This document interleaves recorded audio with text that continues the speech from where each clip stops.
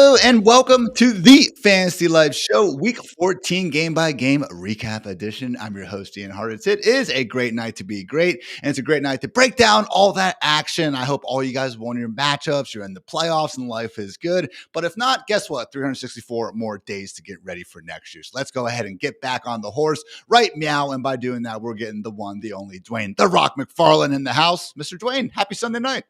What's up, Ian? Happy Sunday night. My wife got a new Chiefs blanket from one of her friends for their gift exchange. She thought it was going to turn the season around. She's going to have to burn it. She's going to have to burn the blanket. Like, those are just the rules. We'll video her burning the blanket, and we'll send that to her friend that gave it to her. It's kind of orange anyway. I was like, did you get a Browns blanket? Or did you get a Chiefs blanket?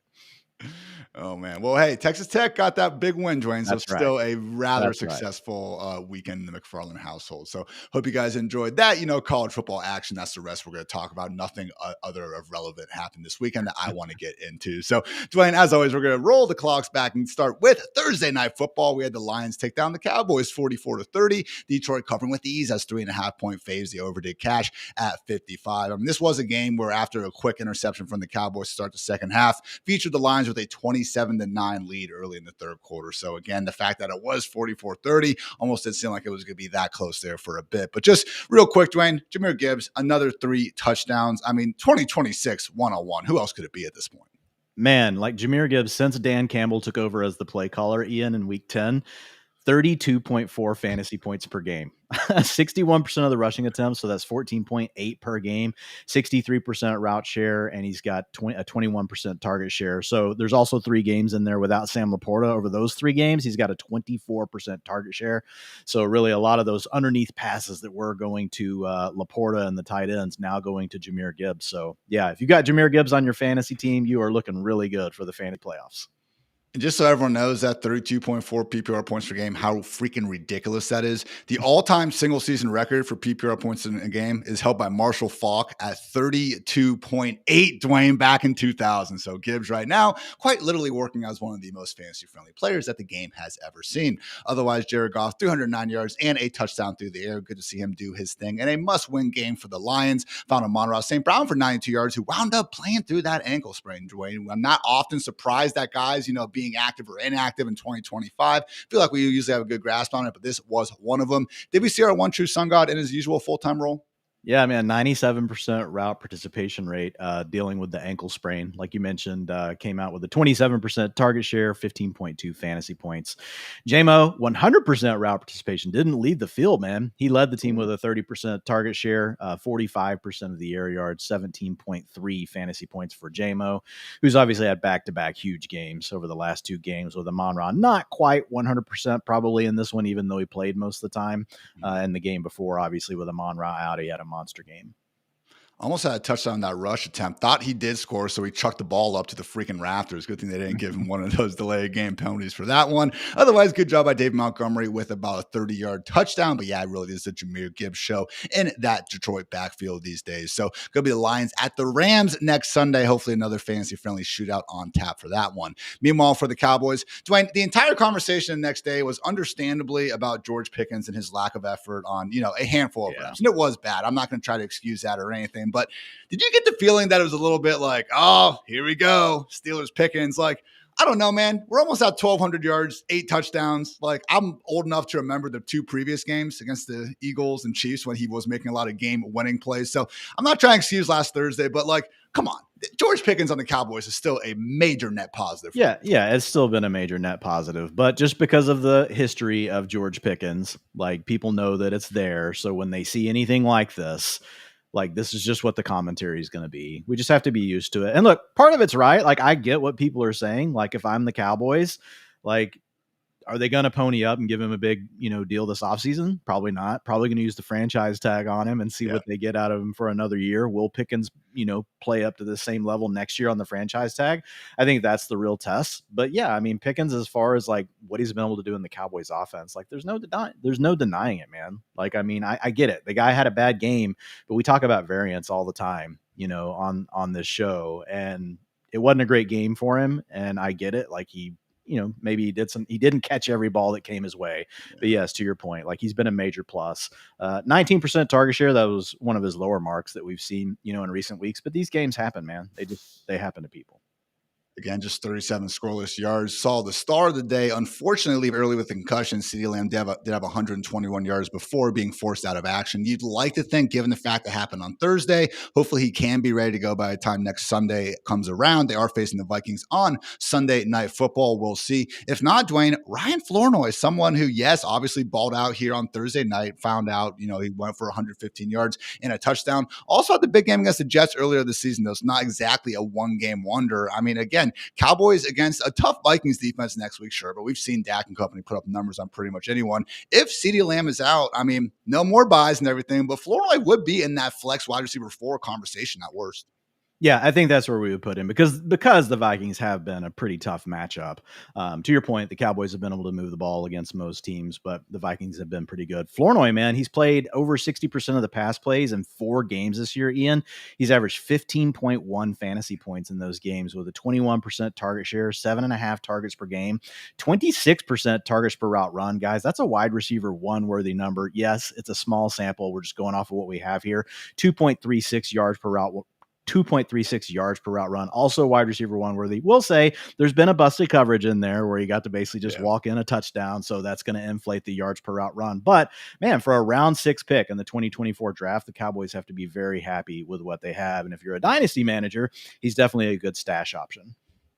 Otherwise, disappointing game from Jake Ferguson. Caught 5 passes for 58 yards, but he has fallen off here over the past 4 or 5 weeks. Also lost a fumble on like a 3rd and 25 where he had no business even really fighting for extra yards. And unfortunately had an illegal hands to the face, which wiped out what would have been a very long defensive pass interference penalty drawn by George Pickens. So otherwise, yeah, guys. Get a game without Lamb, but if you get a game without Lamb, you're going to like Ferguson more, right? So, I mean, we'll see what happens with it. But still, I mean, I didn't think the 50 yards was terrible. Obviously, wish he would have scored a touchdown, but the touchdowns have dropped off.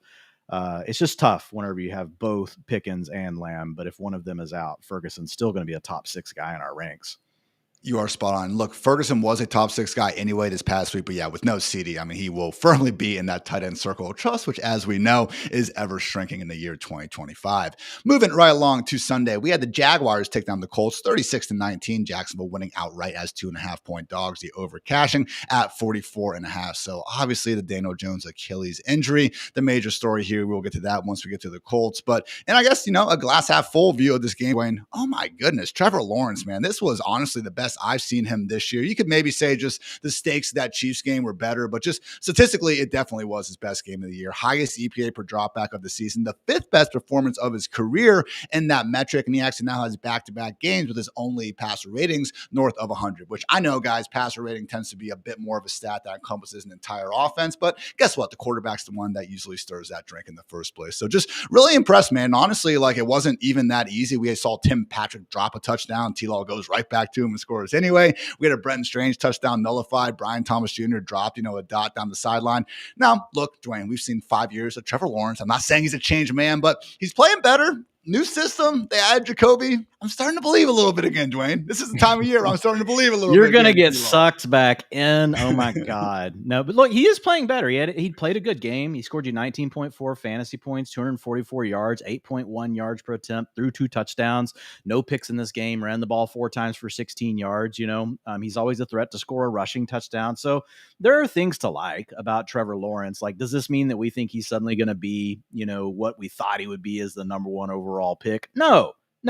But it's good enough for the Jaguars this year. And I think the big point, from you, Ian, there is just the fact that they do seem to be gelling as an offense. This is a team that's leaning far more into the run game now. And it does seem like Jacoby Myers is really, finding his groove right now with Trevor Lawrence. Caught another touchdown. We couldn't find the end zone at all during the Las Vegas days for Jacoby. Meanwhile, BTJ, again, would have had north of 100 yards if he had come down with that slot fade. And Tim Patrick, with no gloves on, the storming rain, Dwayne, found a way to have 78 yards and a touchdown as well. Of course, that was because Parker Washington was out of the picture. Not exactly expecting that to keep up. So mentioned the Brenton Strange touchdown get nullified in OPI. Otherwise, it would have been a nice game for him. But again, just a nice performance in a must-win game for now the first-place Jaguars. So yes, they have played, again, the Titans Titans, and then the Sauce Gardner-less Colts. So not completely crowning them just yet. Shout out Dennis Green. Still good stuff, though, from the Jags, who, again, built that 28-10 lead at halftime and never looked back. Dwayne, last question I had. I saw Bashaw Tootin. He actually was credited with 2 fumbles on ESPN. I know he had one as a rusher. I think the other one could have been on a return or something. But was he bench, man? Because I'm seeing a pretty low snap rate from the guy. Yeah, he did. He hardly played at all. He was also checked for a concussion. You know, the report was that the he came opening back. Kickoff, I think. Yeah. Yeah, but yeah, he didn't even play 5% of the snaps. So it was ETN today, 71% snap share, 25% to LaQuint Allen. LaQuint Allen didn't have any rushing attempts. He just basically handled half the 2-minute offense. Really everything channeled through ETN, who gave you 21.2 PPR points today. He had 20 carries, 74% of the attempts. And just real quick on the passing game, Jacoby Myers in 4 games as a starter, not excluding that first game when he was just in a part-time role. He's averaging 15.6 fantasy points per game with the Jaguars, 90% route participation, 26% target share, man, 7 targets per game. Now, some of those games were without Brian Thomas Jr. available. We've had some other guys in and out of the lineup, but also 1.25 end zone targets per game in. That is not something that we're used to seeing from Jacoby Myers. So there's something to get excited about. I think that's one of the things there. He also had 3 rushing attempts today. So they really got off of the Bajal Tootin train. I feel like Jacoby just works those kind of more intermediate areas, kind of over the middle that maybe BTJ was struggling with a little bit. So yeah, good trade and good fit there so far. Dwayne, Bajal Tootin, again, final 3 weeks here. I still maintain he'd be the handcuff we want, but I don't think he's someone like you need to carry at this point. Yeah, he's a handcuff. Like he's where he's been, you know. If it was performance related, you know, today, like that doesn't always hold through like to the next game. Like we see that all the time. Like he could be back in like a 25 to 35% of the snaps is what he gets each week. So we'll have to see about next week. But I do agree. He is really more of a handcuff at this point. Another 82 total yards and 2 touchdowns from Travis Etienne, who continues to be one of the better values at ADP of the entire fantasy season. So Jaguars, good home matchup against the Jets next week. Get your popcorn ready for that one. On to the bad news, though, Dwayne. Again, Daniel Jones has been confirmed with a torn Achilles and is expected to miss the remainder of the 2025 season. Hopefully the 9-month kind of injury recovery timeline gives him a chance to be ready for week 1, 2026. That was the case with Kirk Cousins, but I don't know, man. I get nervous because what did Kirk Cousins look like when he got back from the Achilles? Freaking shot mobility-wise, okay? So I know it's a difference in age, and we can go into different stuff like that, but just crushing for a guy who was just having a breakout season, man. 5th in EPA per dropback this year. 24 touchdowns in 12 games for Daniel Jones this season, guys. I mean, he only had 13 in his final 16 games with the Giants. So just great system, was playing great, playing through injury. It sucks, Dwayne.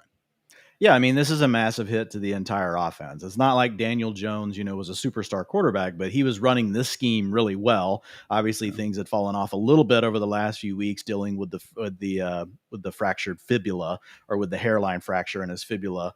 But man, Riley Leonard, he was respectable, Ian. It came in and went and completed 18 of 29 passes, 145 yards, but only 5 yards per attempt. So not sure we're going to be like really expecting a lot from him. My gut says that like his passing line next week, I don't know who the Colts are playing offhand, but my gut is it'll probably be like Seattle under. Oh yeah, it's going to be under 180 passing yards. His line will come out 180. Man, it might come out like 160, dude. They've had Shadur Sanders like down at 160. So I won't be surprised if Riley Leonard's, you know, passing yardage line is set somewhere around there. He's probably going to project in that range for us. So this hurts, man. This hurts Pittman. This hurts Pierce. Tyler Warren today only gave you 3.7 fantasy points. You know, too bad he couldn't rush in that one score. He nearly got there. But man, it's a downgrade. It sucks for Colts fans, man. I mean, this is like this is the worst thing that could happen to the team. And they're headed in the wrong direction. And look, I'm not trying to say that, you know, we couldn't see Leonard take some steps forward. I honestly thought he threw the ball better than expected today, given the fact he got thrown to the fire. Also had near miss touchdown to Alec Pierce. Michael Pittman had a touchdown nullified on what I thought was a pretty ticky-tack offensive pass interference. And that's truly, guys, I wasn't writing, you know, a DFS stack. I just thought with my own 2 eyes. Wasn't a great call there. But, you know, going back to our old colleague Thor, he actually comped Riley Leonard to righty Tim Tebow back in the draft process, Dwayne. So this guy really at Notre Dame was more of a run-first quarterback. Not saying he can't throw the ball, but yeah, I would not have expectations. He did score a rushing touchdown today. Yeah. So I would like to think people are going to be, again, in your playoffs, you have your quarterback. Super flex, I don't want to go near Seattle, but maybe we can get something down the line. I think the big question, Dwayne, is if Anthony Richardson can be ready. I did see Hayden Winks actually shouted out a beat reporter, James Boyd, who said on November 27th, quote, "I've seen AR's face/eye. All I'll say is that he suffered a very serious injury, and he's clearly still recovering from it." So it'd be great if Richardson gets ready, but I wouldn't really bet on it. And even then, man, like we've seen the Richardson experiment, like he would have to prove at this point that he's something different than what we've seen for 2 years, which has been terrible, right? It's been absolutely terrible. So I do agree though, like if Richardson could get back out there and he does like get into this scheme and start like completing some of the short throws that keep the chains moving, like he's the guy that gives the offense more upside. So it'll be interesting to see. Honestly, though, like if Anthony Richardson was starting the next game, he would be projected under 200 passing yards as well. Like, so this is a downgrade. This hurts Jonathan Taylor too, man, because the team totals are going to come down for the Colts. He's still going to get the work, guys. Like he had 73% of the snaps today, 91% of the attempts, 21 carries. But teams are going to load the box against the Colts completely now. Not that they weren't doing that some already because, the Colts, had such success running, but Taylor can really expect to see like some of the toughest looks he's seen all year. Seahawks, 49ers, Jaguars remaining in the fantasy season. I know the 49ers defense is banged up, but they're starting to play a little bit better. Obviously, I plan to play 4. Might not be the best, stretch run there for JT. I'm with you, though. Look, like, okay, we're going to move JT down from maybe our RB2 to like the RB8 or 9 or something. He's still going to be started. Everyone else, though, Dwayne, man, I don't see a wide receiver cracking the top 36 unless we find out that Leonard's got a little more juice. Right. And Tyler Warren, bro, like low end tight end 1 probably. Yeah, no, they all downgrade, man. Like Pittman did have a 33% target share today. So like he did seem to have like some chemistry, but it's one game. I mean, he had 12 targets. So we'll have to see what happens. But these passers are going to have to show like there's some sort of ceiling in the passing game. Like it's really, I guess like if Pittman completely balls out, like you could make an argument, like really, how is he different than Teteroa McMillan? Like Bryce Young, like we hope for 200 passing yards per game. If we could hope for 200 passing yards per game, from the Colts, I mean, maybe Pittman stays in that range. Pierce is probably a wide receiver 4. But yeah, I agree. Like Tyler Warren downgrades like the low end tight end 1 territory. I'm most confident in Pittman and Warren just because I think they'll work closer to the line of scrimmage. And we've kind of seen that with Shador and Fannin and some of the other rookie quarterbacks, around the league in recent years. But yeah, certainly not ideal here for Indy moving forward. Dwayne, moving along, we had the Vikings shut out the Commanders 31-0. Minnesota winning outright as 1.5 point home dogs. The under did cash though at 43.5. Maybe the best we've seen this passing game as a whole. Look with JJ McCarthy. Again, passer rating, guys, at its core, it's just saying, passing yards, sacks, touchdowns, interceptions. This was the first time he's actually cleared 100 in the game this year, and it was all the way up at 129. So made some good sideline passes to Jordan Addison in particular. Actually had a touchdown drop by Addison, came right back and found Hawkinson. A couple good seam balls. I know. It was a horrendous Washington defense that was ranked 32nd in EPA per dropback coming in. It's a big reason why I expected more out of Justin Jefferson. Unfortunately, was not the case. Just caught 2 of 4 targets for 11 yards. Seemed like he was facing a lot of, bracket double coverage out there, which is life when you're Justin Jefferson, but just very, very much unfortunate. And I will be a man of my word, Dwayne. Justin Jefferson will not be in my top 24 next week, even though, God dang it, they're facing the freaking Cowboys, Dwayne. I can't do it. I can't do it. There won't be any teams on bye, so you'll have that working for you. If your objective of the week is to rank Justin Jefferson outside the top 24 wide receivers. Look, man, I don't have anything to add here. McCarthy, it's one game. I'm not overreacting. I need to see a lot more. He scored 20.4 fantasy points today. If you somehow maybe you're in a super flex league and had to use him as your QB2, you were definitely happy with that. You completely hated yourself. I'm not going to knock him for the 163 passing yards because this game got out of hand so fast. Like the Vikings basically didn't need to throw the ball. They were just running the ball for a lot of the game. You had Aaron Jones with 14 carries, and you had Jordan Mason with 11 carries. So, I mean, 25 rushing attempts between your 2 starting running backs because of the game script. So they just kind of went into conservation mode. So I'm not going to sit here and trash McCarthy. Nice game. Definitely need to see more. Yeah. All of these guys are still in trouble, in my opinion, as far as the Vikings offense goes. Yeah, this game was over by like 3:30 Eastern time. I mean, really was very, very quick. It was very fast. This game was over about 1:00. Aaron Jones, usual role though, Dwayne, last question here, because he was playing through the shoulder injury. Again, no injury designation coming in, but we know how these things go. 44% of the snaps, 50% of the rushing attempts, 35% route participation rate. So a little bit less work than normal. We actually had Xavier Scott getting in, though, at the end of the game. Mm-hmm. So part of it was that because they had a third back they were using just basically in mop-up duty. So I would say Jones is pretty close, like to the role we've seen him in, just a slight hair underneath. Otherwise, shout out Josh Oliver with 2 touchdowns on the day. 2 catches. Over for the Commanders now. Just sucks, man. Jaden Daniels threw an interception where it was tipped, and then he tried to make a tackle and then got blocked and then basically re-aggravated his left elbow. It apparently isn't, anything too bad. Dan Quinn told us after the game he was held off for precautionary reasons and he could have returned. Is expected to play again this season. I know what I said last week, Dwayne. Now it just looks horrible because I'm like, football players should play football and something like this happens. Yeah. So I don't know. We'll just kind of go. It doesn't really matter what I think at the end of the day. We'll see what Washington does when Jaden Daniels plays, man. I'd like to think he'll be a borderline QB1, but it's been rough, man. Mariota has had better efficiency numbers than Jaden Daniels this year, and this offense has been bad, all right? They're scoring 19.5 points per game. That's 24th in the NFL. Last year, bro, they were at 28. That was 5th. I mean, you can say you saw this coming with Jaden Daniels because he's never taken great care of himself. He is, a relatively skinny guy and stuff. But just, man, vibes, I'm sure, man, vibes in the Matthew Berry household surrounding this team, right now compared to this time last year, man, it's got to be 180. Yeah, I mean, you just need the guy to stay healthy. We saw what Jaden Daniels did down the stretch of last year. He put this whole team on his back, and put up monster performances, including the playoffs. I don't think that's suddenly gone from his arsenal. This guy's done things that Marcus Mariota's never dreamed of doing. So and look, Mariota, to your point, hat tip, has played well. It was a rough spot today getting thrown into this game down. He immediately threw a pick as well. But Mariota's probably earned himself some money. Who knows? Maybe the Vikings starting quarterback next year. I think you've thrown that one out there on Twitter. So Jaden Daniels, man, just needs to stay healthy. I think that's the key. Your point about him being, a little bit undersized, being a little bit reckless, this was after his pick, he just got drilled, on the pickoff return. So if I'm the Commanders, I don't know the reason to play him this year. You're 3-10. Why not just let him get fully healthy? But, we'll see. I do think he's still a low-end QB1 if he plays.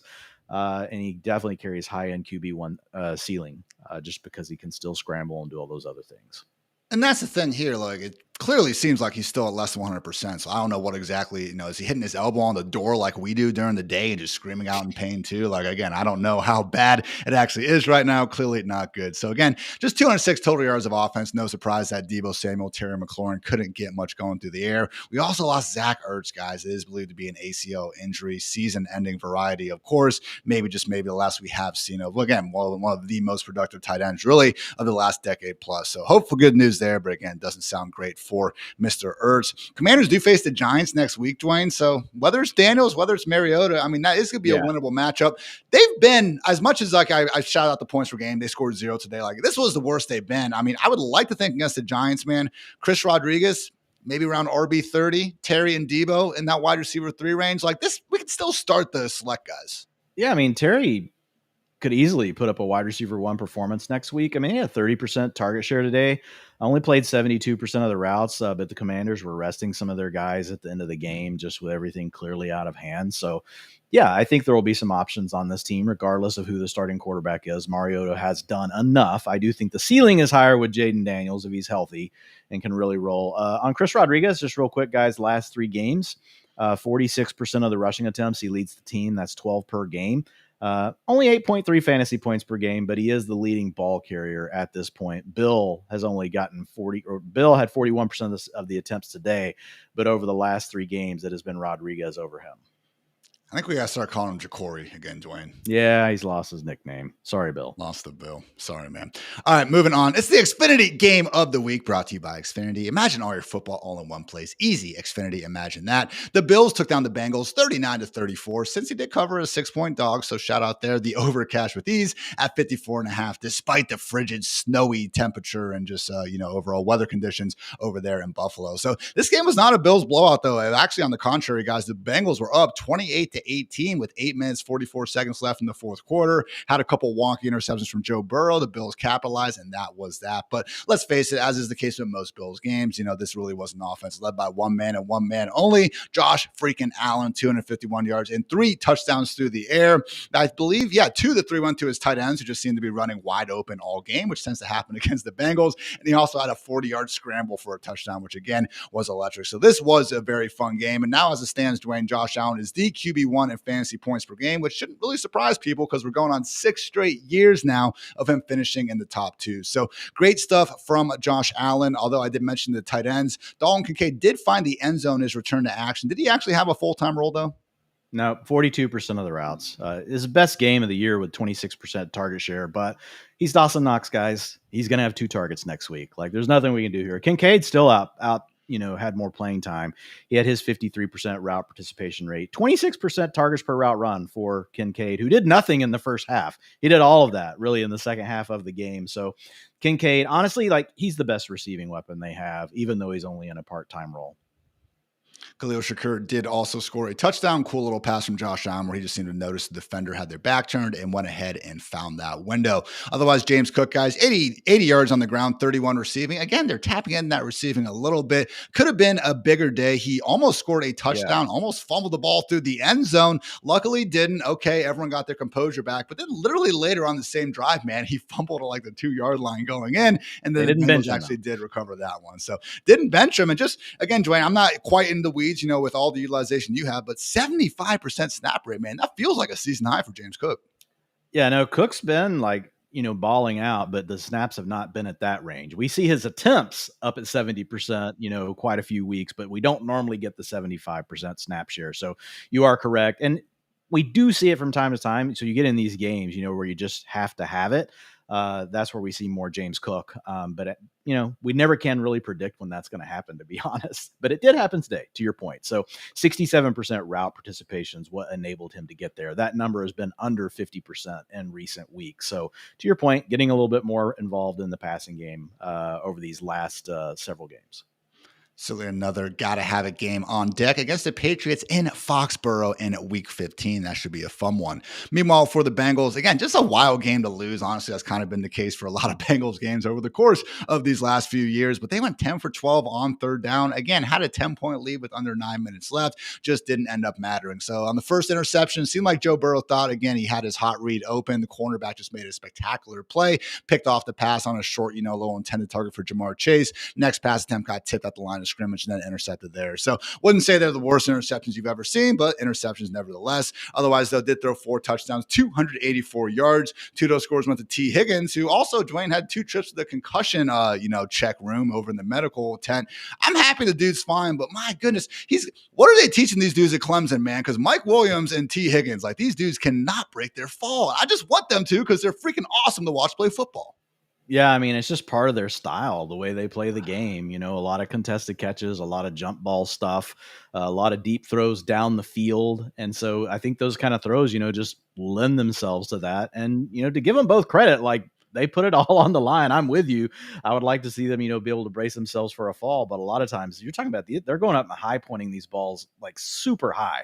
So even if you were to get your hands down, you worry about the broken wrist, that's kind of stuff. So I'm no doctor, so I'm not going to sit here and try to say I know all that. Here's what I know. T. Higgins gave you 27.2 PPR points today with a 31% target share. So you're happy to see that. Looks like the Bills really were focused on Jamar Chase. As we see the Bills do, they will often kind of do that old school Bill Belichick thing where they try to take the best player from the opposing team away. And I just say, man, Joe Burrow looked amazing. Those 2 picks, one was a tip that went in the air. The pick by Terrell Bernard, who's actually a linebacker, that was insane. I mean, him reading that and basically he was blitzing towards Joe Burrow, and Burrow is going hot. Where the blitzer's coming from to throw to Chase, and he jumps up. And, we'll see defenders do that, Ian. They get both hands on it, but usually they'll drop it. He just caught it and he was off the races. Burrow tried to tackle him, but just couldn't get him wrapped up. I mean, that was just an amazing, amazing play by Terrell Bernard. Like usually you see him like just try to deflect it. This dude legit just got up Yeah. there and snagged the freaking thing out of the sky. So great play there. Dwayne did mention Higgins' big day. And honestly, that's been, par for the course here recently. Since Joe Flacco got to town in week 6 and made this offense watchable again, guys. Jamar Chase, wide receiver 5 in fantasy. T. Higgins, wide receiver 7. Not too shabby there. The other big performers, Dwayne Chase Brown did find the end zone twice, almost had a third score, could not haul in a 25-yard wheel route at the end of the game. We did see, again, a little bit of reduced usage alongside Samaje Perine. But again, with this Bengals offense scoring points, which I imagine they will be doing again next week against the Ravens, like Chase Brown, again, it'd be cooler if we could treat him as that top 6 RB, but we're still starting him everywhere. Yeah, I mean, you're starting him, and like the positive today is like he did have 66% of the snaps. So it wasn't like last week where we had it, closer to 50%. He had 63% of the rushing attempts today, 100% of the snaps inside the 5-yard line, 49% route participation rate. So that's really where P. Ryan was kind of, eating into some of the work that we're getting typically from Brown. But it's not like P. Ryan was running those routes. A lot of times they were keeping him in to block. Like he only had a 24% route participation rate. So a little bit better role for Brown this week than what we saw the week before. He did drop a touchdown in the end zone, to your point. And that was another dot, man, from Joe Burrow. And still, that's a tough catch for a running back. I mean, you're tracking it over your shoulder, but man, it nailed him. Like that would have been if he caught that, like you're getting a 25, or you're probably getting like a 29-point performance from Chase Brown instead of 18.5 today. So yeah, we're playing him everywhere we have him.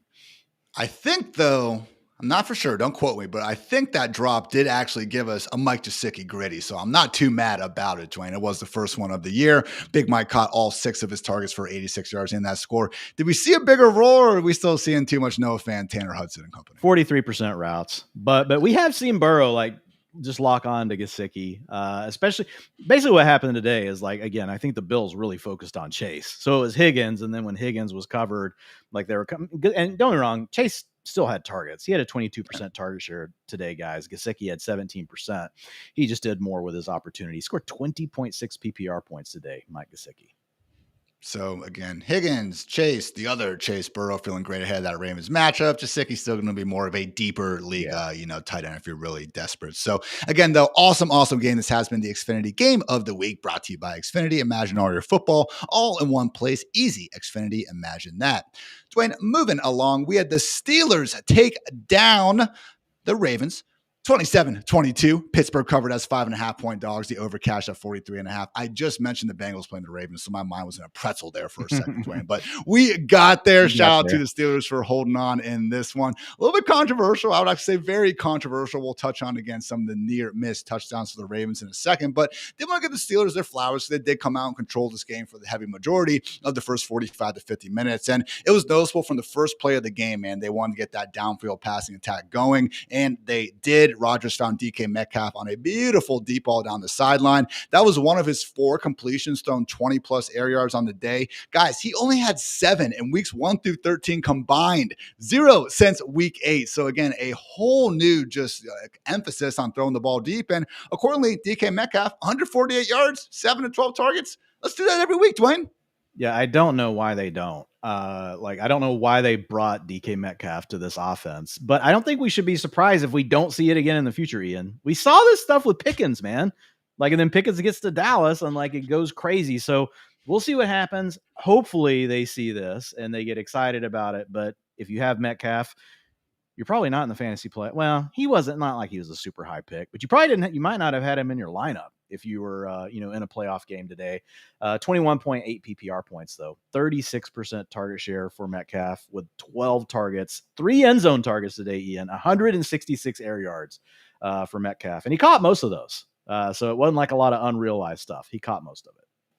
Selfless team player, too. Fun share from Darius Butler. Always a great follow. Out there playing gunner on punt. DK Metcalf, absolute beast running down the field, man. That was good to see. Again, a must-win game for the Steelers. Good to see them get that done. Also got some help from their running backs. Jalen Warren and Kenneth Gainwell each found the end zone. Warren's was of the busted coverage variety. Basically, no one followed him out to the flat, and he just kind of sauntered 38 yards into the end zone. I must ask, Dwayne, because we have seen now, a handful of weeks in a row where both Warren and Gainwell have been healthy.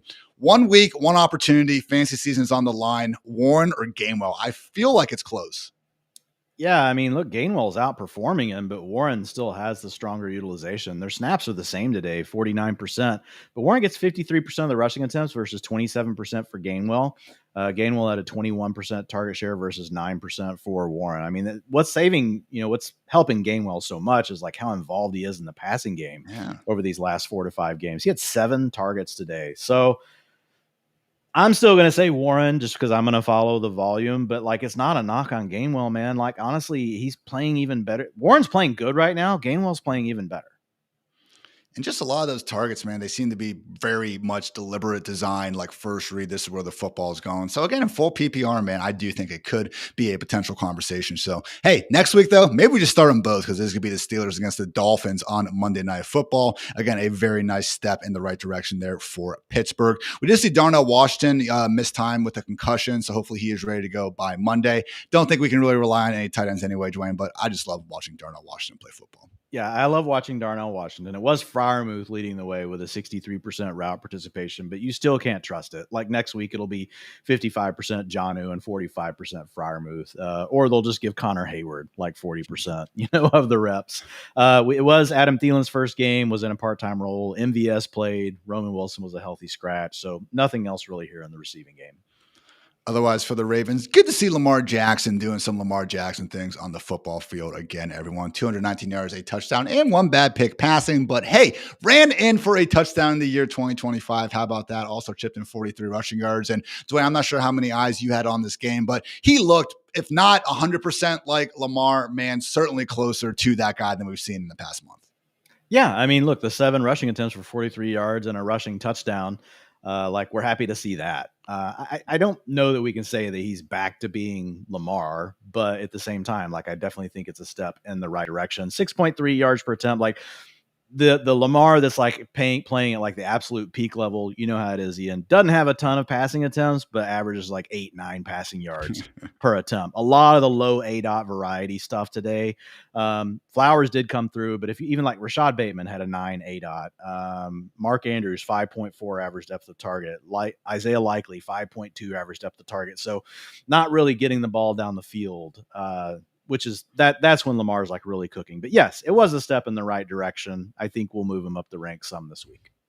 21.1 fantasy points. Guys, he only had 18.5 combined over the previous 3 games. So we will certainly take even 75% of the best version of Lamar. That said, man, that total could have easily included 2 more passing touchdowns. Rashad Bateman dropped a drag that he would have had to make a guy miss, but it was on the table. It could have been a 10-yard touchdown. The really egregious one, of course, though, was Isaiah Likely, who should have had the game-winning or at least go-ahead touchdown, caught the ball, took 2 steps, was not going to the ground, and then they say he didn't make a football move. Dwayne, the only move to make was his celebration. He was in the end zone. What are we doing here? Dez and Isaiah Likely caught it, and I won't hear otherwise. Yeah, no, I thought that was a touchdown catch, and Likely still scored 12.5 PPR points today. Yeah. You catch that touchdown, you're nearly at a 20-point performance. You had a good game last week. Unfortunately, routes still not great, 55%. Isn't this funny? This is how it works. Mark Andrews gets a 90% route participation rate today, guys. That's his highest of the season. He scores 1.9 PPR points. Isaiah Likely plays half that essentially and scores 12.5 PPR points. It does seem like though we get these stretches of the season where Likely just heats up, man, and he just turns into a target magnet. Might be the case, but still a guy that we will struggle to have anywhere near the top 12, Ian. And that was my next question. If there was a newfound bigger role coming, alas, we will have to probably hope for a new team at this point because obviously Mark Andrews did get paid here recently. But yeah, good to see Zay Flowers, 124 yards through the air, proving he is, in fact, a good football player. We still have not found the end zone ever since week 1. You know the key. One day. Neither one of us hyped up Zay Flowers this week. So anybody that has Zay Flowers, you're welcome. Ian and I will shut up. We're not going to say anything nice about Zay Flowers this next week. I can't speak for Ian, but I'm just going to try to let this man do his thing, and I'm not going to put the hex on him.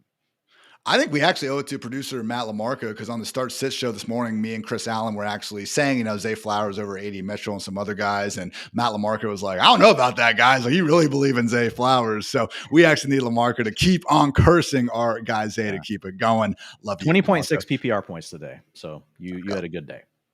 Ravens running back Keaton Mitchell did get ruled out with a knee injury. Again, if you are in the business of trying to find Derrick Henry's stash here, it would be Rasheen Ali at this point, right, Dwayne? Yep. because we also have Justice Hill on IR right now. And Ali had a 33% snap share, only 3% of the rushing attempts. So he's really like more like the Justice Hill. It's a 30, he's the guy that I like to use on passing downs. But remember when we said that about Devin Neal in that first game where we lost Kamara? I was like, he got the passing down work, but not the rushing attempts. And then Devin Neal has taken over the backfield pretty much completely in New Orleans. So at this point, like he's the guy, he's it. He's what they have remaining. So yes, if you are in a deeper league and you're looking for a sneaky handcuff, Rasheen Ali is your man. Don't know if Mitchell's out for sure. He had a sweet 55-yard run before he did get injured, but again, was ruled out pretty. He pulled up on that run. You could see when it happened. Yeah. And then again, just kind of the quickness with which they ruled him out, usually not a good sign. We will see what happens, though. Again, going to be the Ravens against the Bengals next week in Cincinnati. Get your popcorn ready for that one.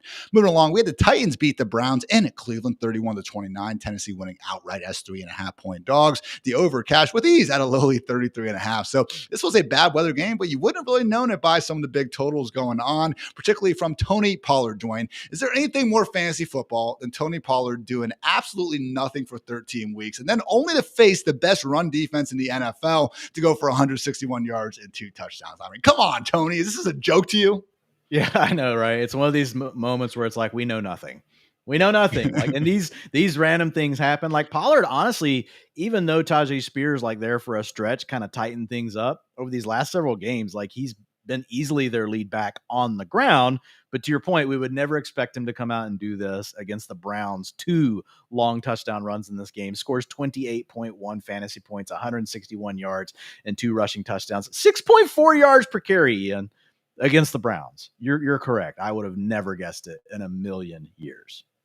28.1 PPR points. Previous 4 games combined, he had 26.8. I will not be chasing that against the 49ers, Dwayne. I'll give him spot ahead of Tajay Spears. Okay, he's not going to be in my top 30. Yeah, we can move forward. Cam Ward, 2 touchdowns, just short ones though. Chimere DK and Alec A.O. Manor. Again, if you can do anything in your power to not start a Titan next week against the 49ers with your fantasy season or loser punishment on the line, I would certainly advise against doing that. Meanwhile, for the Browns, oh yeah, Shedeur Sanders. That was awesome, man. Great performance. 364, 3 touchdowns through the air. Also chip one in on the ground. He had a bad interception there. Like, yeah, okay, there was a sack or two where he did his thing and he drifted back, but just already making big improvements and just his, 3rd career professional start, which, kind of makes sense when you are a rookie learning on the fly like this. So just a really great game to see him come back. Again, nice touchdowns in the back of the end zone to Njoku and Harold Fannin. I thought the throw down the seam that he ripped to Jerry Jeudy was maybe the best he's put on, other than maybe that bomb to Isaiah Bond against the Raiders. So just an awesome game, man. 8th best performance by a rookie quarterback in EPA per dropback. He now has 2 of the top 3 rookie games this year in terms of yards per attempt. So we saw Quinshon Judkins have a big screen, okay? But you can poke the holes in any quarterback's yards per attempt if you really want to go down that hole. Whether you love the guy or whether you hate the guy, that was awesome. Yeah, and he does push the ball down the field, man. Like, he's a great anticipation thrower. Probably holds on to the ball a tad long. Gets himself into some trouble, but he's trying to make big plays. He's not trying to settle for dink and dunk, passes, even though he does get, the long screen play to Judkins, man. 10.4 yards per attempt in his first start, 6 in his second start, 8.7 yards per attempt today, 364 yards and 3 touchdowns. I mean, he had 3 rushing attempts for 29 yards and a touchdown as well today, guys. 33.5 PPR points for Shedeur Sanders, man. I don't think there's any way to paint it other than at least positive. These 3 games. Like, I mean, like, I don't know. Like, right now, like, I think he's better than JJ McCarthy. I mean, it's an offense right now to pick. Like, bro, this offense made Joe Flacco look like the worst quarterback in the league. Dylan Gabriel didn't look any better. I mean, it's a conversation. Yeah, it's a conversation. Like, we're not saying, Shedeur Sanders has arrived, but like, I think in 3 games to do what he's done, like overall for the Browns and this offense, to your point, I think it's positive. I think if you knew nothing about them as a prospect, and we made an alien just watch every NFL snap from this year, I think you'd say Shedeur. I agree. Yeah. Be careful though, Shedeur. Dwayne, you see the Jeffrey Simmons celebration thing? Yes, I did. And then I saw the whole Titans team do it. Yeah. So, and then Shedeur comes back and scores a touchdown and gets to go in the end zone and do it for himself. Unfortunately, they ended up losing the game at the end. Couldn't get the 2-point conversion, but still, man, the dude's got some grit too, man. Bounce back, to keep the game close and nearly win it. Hey, I love it. I'm enjoying the experience. Just, go celebrate with your teammates, man. I don't want to watch 350-pound linemen, absolutely take you out after the play. So great stuff there. Again, kind of mentioned the big time performers from the receivers. Probably not enough from Harold Fan and Dwain. Caught 8 of 11 targets for 114 yards and a touchdown. Shout out to the rookie tight end supermodel, Dwain. Dude, man, yeah. Harold Fannon's a superstar. Like, we've said it multiple times, but now he's in this full-time role for the last 3 weeks. Now, David Njoku did go down in this game, so I don't know how much of a factor that was. But over the last 3 games, he's been over an 80% route participation, 85% today, 29% target share, led the team with 11 targets, 74 air yards, even had a couple of screen plays to him, 25.4 PPR points today for Harold Fannin, man. If you drafted this guy in Dynasty football, you are super excited about it. And for the rest of the season, man, in the playoffs, like, I think we have to assume he's playing this full-time role with the ceiling that Shedeur Sanders has now shown. He's firmly in the top 10, and we know that he actually has tight end 1 overall upside. That's the one thing that was missing earlier in the year, right? We saw Harold Fannin was a good player. He was in a limited role, and we were like, okay, we were giving him his flowers as a player. Occasionally he scored you 14 fantasy points, but it was just tough to get super excited. But now that he's in this full-time role, man, like, wheels up. Yeah, I mean, going into today, he only had 1 game with over 65 yards. So we're not going to pretend like he was completely booming on the box score, each and every week, but certainly got there today, continued to look good doing it. Man, he was my tight end 7 coming into this one. Obviously, guys like George Kittle were on bye. So I think top 10 is very fair looking ahead to next week against the Bears, though, particularly if Njoku is for sure out of the picture, man, absolutely top 10. And I'd be happy to recommend starting him again over some of those, more touchdown dependent guys like the Mark Andrews and Dallas Goederts of the world. So we'll see what happens there. Otherwise, Quinshon Judkins, disappointing he couldn't find the end zone. Did have that nice 58-yard catch and run on the screen. A lot of Dylan Sampson, though, in the receiving game as well, Dwain, which I don't hate. I think he's good at it. But just, again, this is one of those things where only so many kind of touches, so many fantasy-friendly goal line touches to go around the Browns offense more weeks than not. With no buys out there, Quinshon Judkins still a must-start for you, Dwain? Well, yeah, I mean, he's still going to be in the running back 2 conversation. If you're like in an 8-teamer, great. You probably have an option to bench Quinshon, but in most 12-team leagues, Quinshon's probably in most lineups. Some of you will have lineups that are capable of benching him. But this is an example of the kind of game where when they fell behind and had to really jump into that comeback mode because of, Tony Pollard going bananas. We had only 45% of the snaps today to Quinshon. He still got 14 carries. So, I mean, like, he'll still give you like 16 opportunities between his targets and his rushing attempts. But Dylan Sampson's clearly the guy, Ian, that they prefer on passing downs. And man, dude, 27% targets per route run today for Dylan Sampson. Like, targets per route run, Dylan Sampson ranks top 3 guys in the NFL for the season. So, like, the Browns, they had a good draft. Like, they drafted a middle linebacker that's balling out. They drafted Harold Fannin in the 3rd round. You get Quinshon Judkins in the 2nd round. You add on Dylan Sampson in the 4th round. Like, these guys are all players. And if Shedeur Sanders ends up being a hit, as a UDFA, Yeah, you pick up Bond as a UDFA, and he's out there getting a 55% route participation rate for you.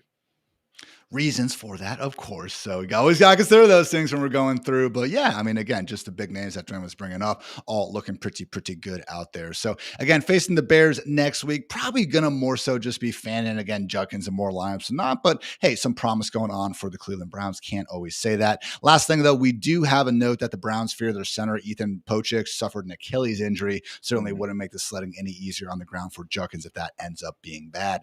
Moving on, we had the Seahawks take down the Falcons 37-9. Seattle did cover with ease at 7-point faves. The over cashed here at 44.5. That said, guys, this one was not going pretty. It was 6-6 at halftime, okay? And then Seattle kind of started to blow them out. Got a kick return touchdown from Rashid Shaheed. JSN started doing JSN things, and everything was okay. But I was getting worried, Dwayne, because again, 2 of these last 3 games for Darnold, he really had not been putting his best foot forward. Through the first half of this game, it was looking like more of the same. He settled down, though, and ended up throwing for 3 touchdowns and 249 yards. So again, it's one of those things where I tried to find some stuff in like my 10 things article last week about Darnold. I was like, more pressure? Is it blitz heavy defenses? And more than anything, I think it was just him facing really good defenses that brought out some of the worst in them. Funny how that works, but ended up getting going. And when he gets going, guess what? That means JSN just goes bonkers. The wide receiver 1 in fantasy, 22.1 PPR points per game. Hope you guys drafted him. Yeah, 28.1, like you mentioned, 33% target share, 10 targets. Like just another day at the office for JSN, 106 air yards. He had 3 end zone targets in this one. Great play by Darnold to find him late on that drag route on one play where Darnold was stepping up. They're basically like inside the 5-yard line, and he finds JSN at the last second. Right in front of him, hits him on the touchdown down inside the 5. So that was a good play by Darnold. But nothing else to add here other than I will say, Rashid Shaheed scored the 16.7 PPR points today. Ian obviously also had the kick return to start off the game. 68% route participation, though, so still really in that wide receiver 3 role. Torrey Horton is still out at this point, but a 17% target share, 5 targets a day for Shaheed, 22% targets per route run. I got to say, man, Cooper Kupp, 11.5 points. He caught a wide open play where he scored the touchdown. Yeah. I think this is a better offense if Rashid Shaheed is on the field with JSN full time and Cooper Kupp's your 3rd wide receiver. Particularly if and when Torrey Horton gets back from IR, man, like that is when they're at their most explosive for sure. It does kill me though, Dwain, that in a game where again, Seahawks won 37-9, it was 30-9 with 10 minutes left in the 4th quarter. Even combined, these running backs didn't give us anything, man. Nope, 3.8 points from Kenneth Walker, and then you got 8.6 out of Charbonnet. Yeah, 10 carries for Walker, 7 for Charbonnet, like all the same mess, man. I don't even want to talk about it anymore. Like it's a slight lean to KW3 across the board in utilization, and guess what? It doesn't matter. And Velus Jones comes in, Ian, to take the snaps in the 4th quarter, because no one's allowed to have any nice things. Can we at least just get some mop-up duty for one of these guys? I don't even care which one of them it is. Like, just can one of these guys have the 4th quarter carries? I get it, guys. They're an NFL team headed to the playoffs. They're trying to keep both their running backs healthy. So Velus Jones, the 35-year-old rookie from 4 years ago that's now a running back instead of a wide receiver. Hey, on that CPAT trajectory, just for that, believe me, guys. I know he doesn't hold a candle to the future Hall of Famer CPAT, but hey, still out there earning some game checks. What's wrong with that? So Seahawks will be facing the Colts next week, and I'm with you, man. It's JSN. Sam Darnold will probably be, kind of a mid-tier QB2. Unfortunately, I don't see either running back cracking the top 24 when everything is going to be available. Meanwhile, for the Falcons, again, only scored 9 points. They were 1 for 13 on 3rd downs. This is a very tough Seahawks defense, so I don't want to, completely trash them. I will say Kirk Cousins did find Darnell Mooney for a touchdown down the sideline that ended up not counting because like half of his foot stepped out of bounds, which, it makes it illegal, but it was at least a good hookup there. So otherwise, man, Bijan Robinson, nearly 100 total yards, did lose a fumble, which sucks, but still very good at football. Kyle Pitts caught 6 of 10 targets for 90 yards. He would be the one other guy, Dwayne. Bijan, Drake London, of course, lineups of all shapes and sizes. Kyle Pitts, though, man, the way he's just playing this year, I think he's a borderline tight end 1 here the rest of the way. Yeah, and I had Jeff Mueller on Talk Data to me. If you guys don't know who Jeff is, he is a doctor of physical therapy, and we talked through a lot of the players. Drake London was one of them, and he definitely has some concerns about him. Even once he's back, he just says the PCL injury can be really tricky. So to your point, Ian, Pitts, man, these 3 games without Drake London, and Kirk Cousins has been under center for all of these. 11.6 fantasy points per game, 94% route participation, man, just not coming off the field. That's astronomical for a tight end. He has a 29% target share over those 3 games, 199 air yards, 7.7 targets per game. So PPR points that first game didn't give anything, 4.5, but the last 2, man, 15.2 and 15 PPR points a day from Kyle Pitts. Tight end 15 on the season, not, completely blowing everyone out of the water. I get it. But it's the second best season since his rookie year, at least in fantasy points, his best season in terms of passer rating when targeted. I'm at least at this point, much more optimistic about Pitts' long-term future as opposed to some of these OJ Howard type of guys who, again, really do flame out of the league. So Falcons next week are going to be facing the Buccaneers on Thursday Night Football. So quick turnaround there for Drake London. Hopefully he is able to get back in action. Moving on to those Buccaneers, they lost the New Orleans Saints in an NFC South battle. Saints won 24-20, winning outright as 7.5-point dogs. Dogs are barking out there in the NFL today. Overcashed at 41.5. Tyler Shuck can move a little bit, Dwayne. Sneaky, athletic, white guy under center. 17.5 fantasy points from rushing. That was the 3rd highest mark of the season. Had a bad interception, only 144 passing yards, but it was really a sloppy, rain-filled game. So I'm not even going to worry about that too much with him. Tyler Shuck, man, I'm not going to, completely say the Saints have their future franchise quarterback, but they're going to have a tough decision to make about if they want to use a first rounder on a guy here next April. And just based on what we've seen from Shuck, man, he's got 4 more games to really prove that point. And I would say so far, so good.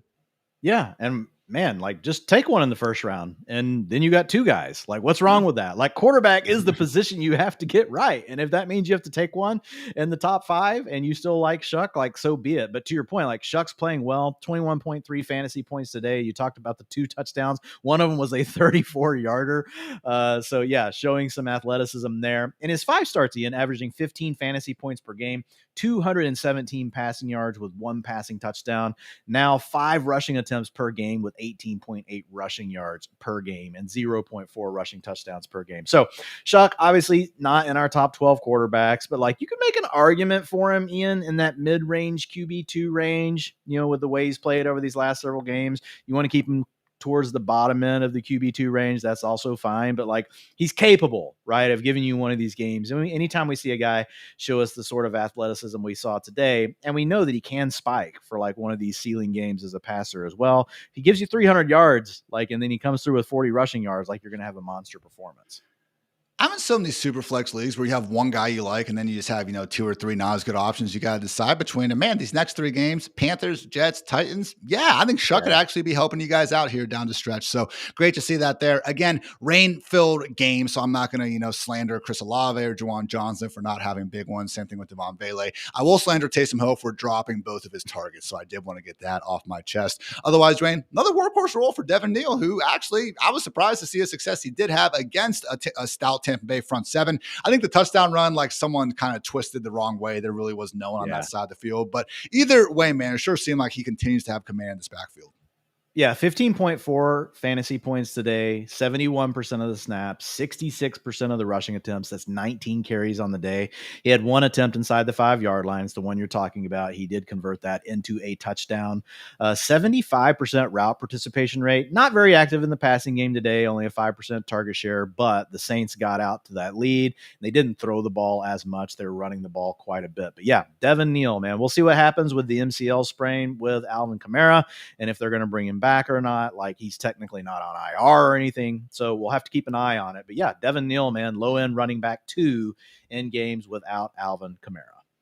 I was about to say, it's been enough where Seahawks running backs, Titans running backs, Steelers running backs. I think we're starting Neal over all those guys. He's in the range with the Woody Marks like type players, right? Like they have a role, not hyper efficient, but like they're playing in all phases of the game, right? And if you're getting that, like, even your floor, even though like when you get that kind of volume, like, you want these 20-point performances, but like their floor is still like 10 points, and then if they, score a touchdown, you get 15 to 16. And they also have that other part of their range where they could go off for 20, 22 fantasy points because they are getting enough work. So I think Devin Neal really very similar to Woody Marks.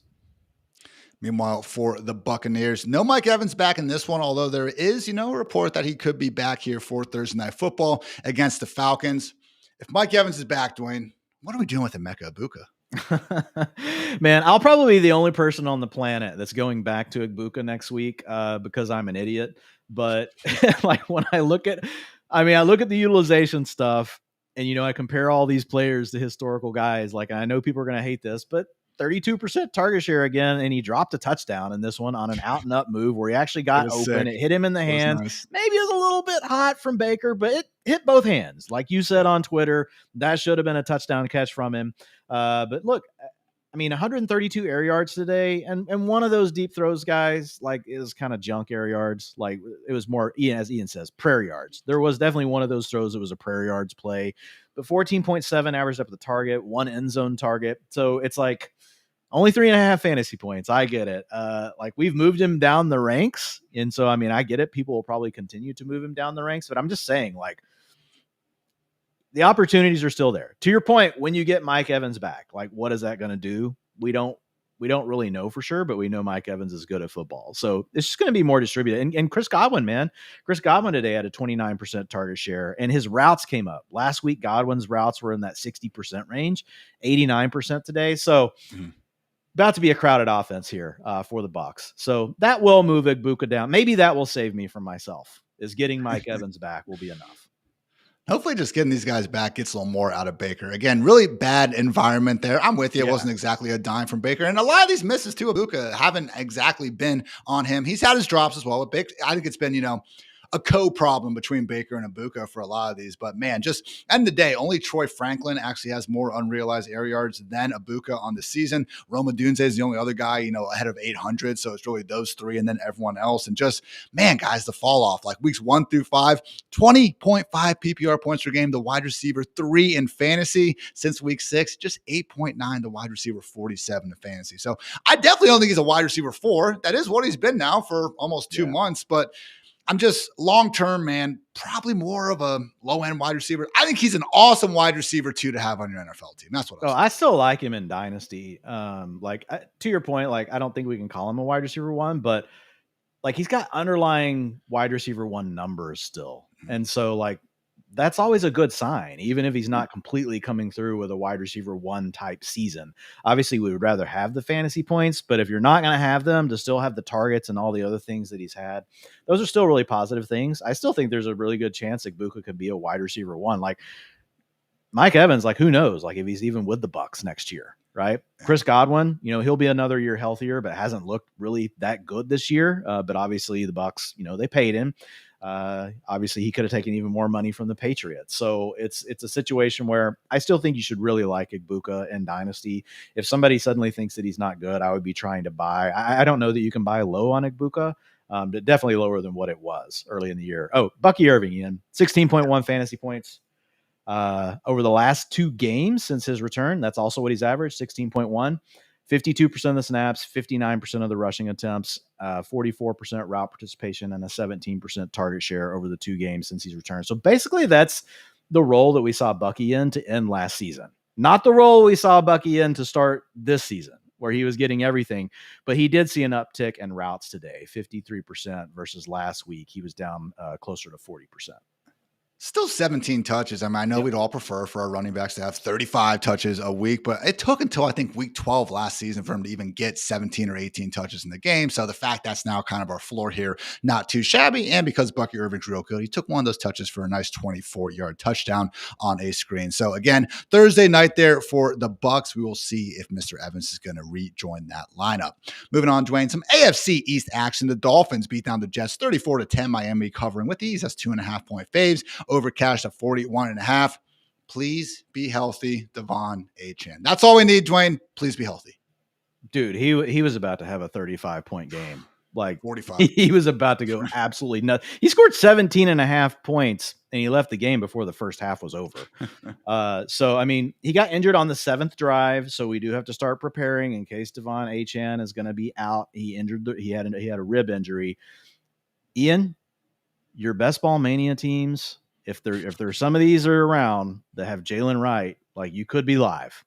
16.7 fantasy points for Jalen Wright today. After Achane left, 73% of the snaps, 75% of the rushing attempts, 21 carries for Jalen Wright today. And he had a 57% route participation, 43% target share. Guys, that's inflated. They were winning by so much. They weren't throwing the ball very much. But so 3 targets, right, after we had Achane out of the game. So Jalen Wright, at least for this game, was clearly the running back 2 behind Achane, and he stepped into the clear-cut running back 1 role. I'm not going to lie, Dwayne. I was hoping to get like even 1% of like, oh, that was an okay call, Ian, before December. I was kind of hoping I might have a little bit of credence before now. You weren't wrong. Hey, you were just way early. Not early. You were way early. Way freaking early. So, we'll see what happens. Ollie Gordon, he has a physical touchdown run. Yeah. I don't think it was though really. I was shocked at how split it was, Dwayne. Because if you would have asked me, I would have expected maybe 50-50, 60-40 in Gordon's direction. So it was middle of the game, but this would be what we'd have to go off of. So Fat at this point, bro, if you need a running back, like go get the guy. But if God forbid Achane is out, they have until Monday night against the Steelers. So they do have, an extra day to hopefully get this dude ready.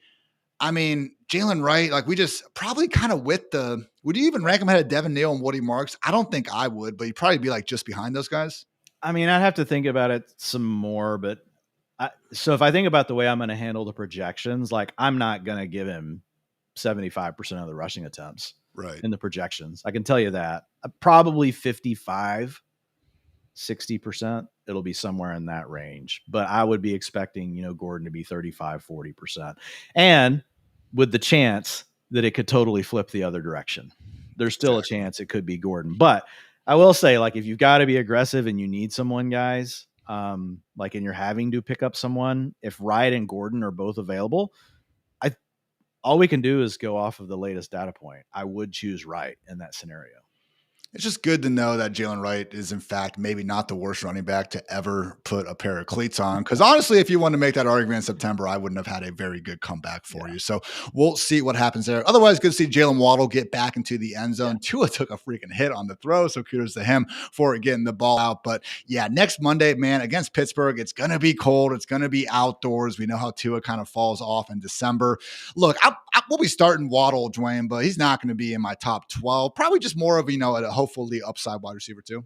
Yeah, he's a mid-range wide receiver too. That's where he came in the rest of season projections last week. I mean, with what I saw today, a 33% target share, 7 targets today. He had an end zone target, to your point. I mean, Waddle's played really good. It's the Dolphins' offense overall, right? And how willing they are to run the ball right now at this point in the year. They don't run a lot of plays. That's the bigger thing hurting, Waddle right now. Having said that, like, this is really the best the Dolphins' offense has overall played. So maybe Mike McDaniel, he knows what he's doing. So the only other note I have here is Darren Waller, 59% route participation, Greg Dulcich at 55%. So splitting that a little bit more than what I'm pretty sure the Hartitz household would like to see.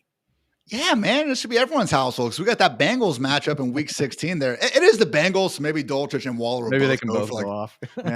300 combined yards and 3 touchdowns. But that's going to drop Waller here at a minimum for next week. But kudos to the Dolphins, man. Again, a team that had to have a players-only meeting after Week 1. They've won 4 straight games in 5 of their last 6. So good stuff there. Over for the Jets, Dwayne, they will officially miss the playoffs for a 15th straight year. That is extending the longest active drought for all 4 major U.S. sports. They had 207 total yards, a 23-minute, 53-second time of possession. And as much as, we could pile on, let's face it, Tyrod Taylor did suffer a groin injury very early on in this one, leading to something named Brady Cook entering the game because Justin Fields had knee soreness and was ruled out. So really just nosedived the entire offense. In Cook's defense, he actually had to deal with a week high 5 drops. So I'm not going to lie, I didn't prioritize getting this one on my quad box. So I'll have to, catch up on my Brady Cook dropbacks later in the week. But man, Dwayne, if we are going to see no Tyrod, no Brady Cook, not like we were lining up to play anyone in this offense, but at that point, man, next week against the Jaguars defense has been pretty strong. I mean,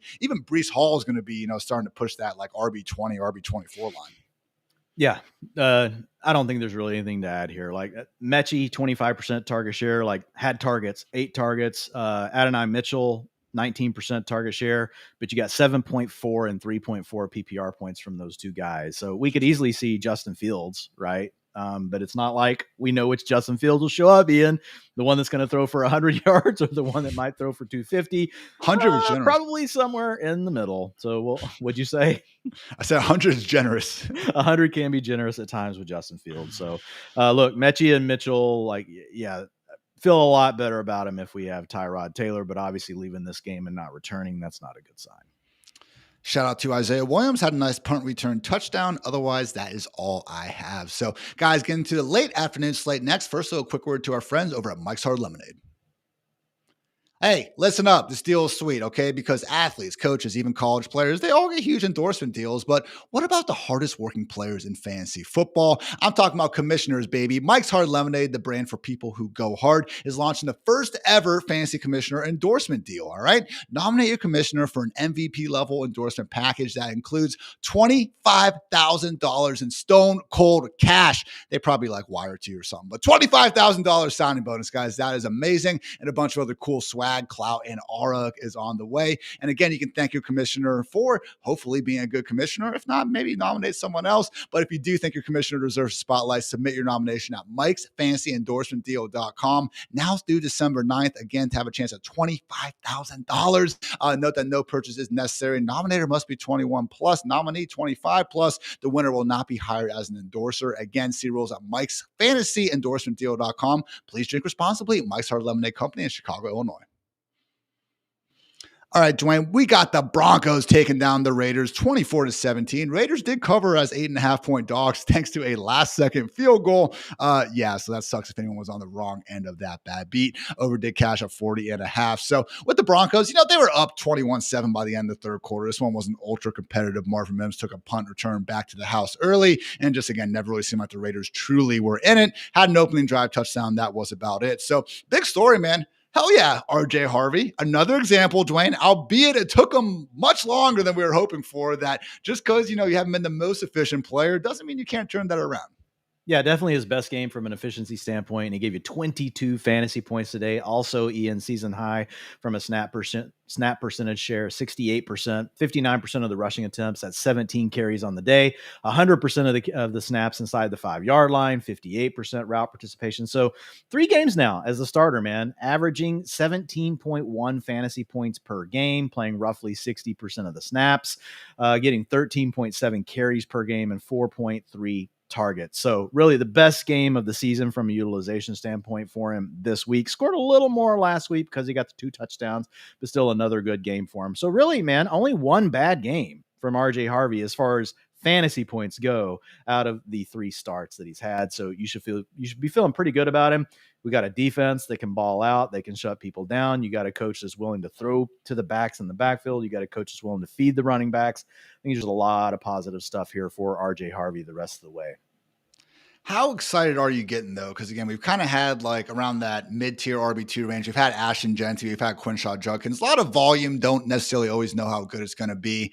Maybe just ahead of them, because I like the Broncos offense more than them for sure. And Harvey maybe a little more pass game goodness, but he's not going to be an RB1 next week. Yeah, I mean, he had a 17% target share today. I think RJ Harvey could easily be a top 12 running back the rest of the way. Are we going to rank him there? Probably not. Probably a high-end running back 2 with everyone available, but I'm playing him over Breece Hall. I'm playing him. I mean, and we've got other guys that are now suddenly in split backfields like Chuba Hubbard and Rico Dowdle that we don't know about. So he's going to be ahead of those guys.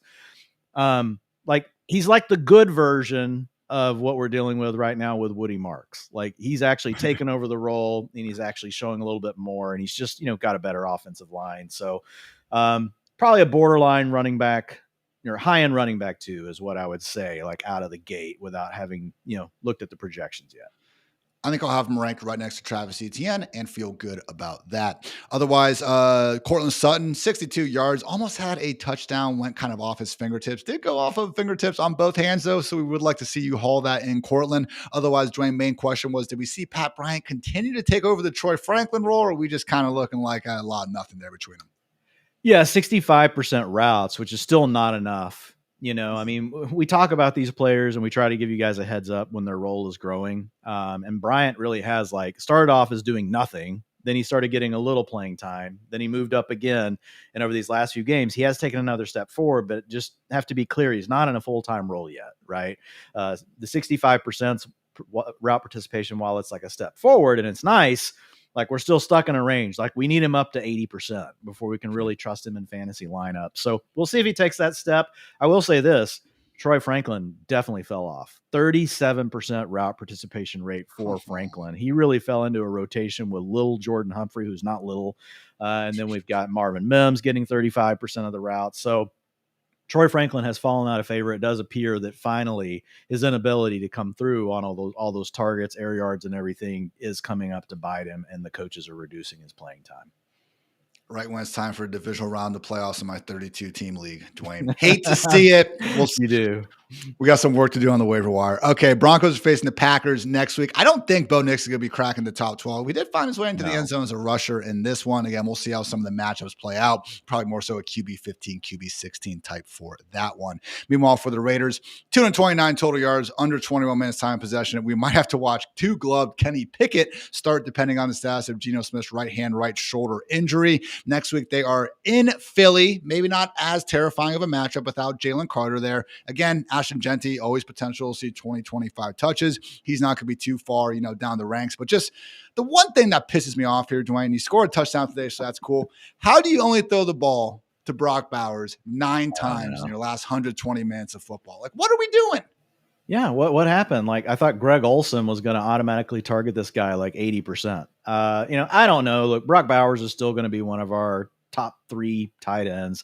Still gave you 14.6 PPR points. He's going to still have his days. He had 2 end zone targets today, so that was nice. But yeah, I'm with you. Just target the guy 10 times every game. Like, that should just be your rule. That's your one rule of the whole game, is to target Brock Bowers 10 times, no matter what. Even if they're triple covered, tell your quarterback to throw it.